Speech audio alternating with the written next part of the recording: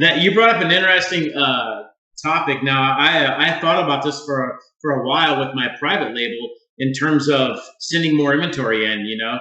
And if trying to cover all the warehouses in the U.S. with, so especially since they did the next day shipping, that if you have your products are only in 4 warehouses and they're all on the East Coast, well, are they going to sell to my competitors on the West Coast? So it's interesting to increase the levels of your inventory until the sales level off. Is that something that you also see in wholesale?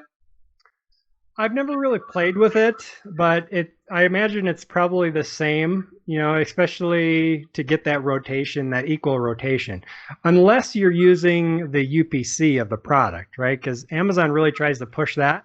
And some people like doing that, some people don't, commingling their inventory, as you call it, because then if another seller is doing a bad job at prepping, then you can get blamed for it because they'll just grab whatever product is closest to the end user.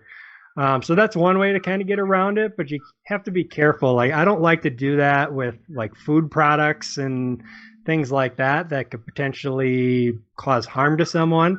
But other products, if it's something like a fishing lure, I don't really care about that, just sending it in with the UPC and having it commingled.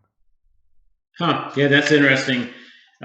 So you're saying the standard UPC is okay to send in for a wholesale product, but you do have an option to put an FNSKU on it that would tag your ID?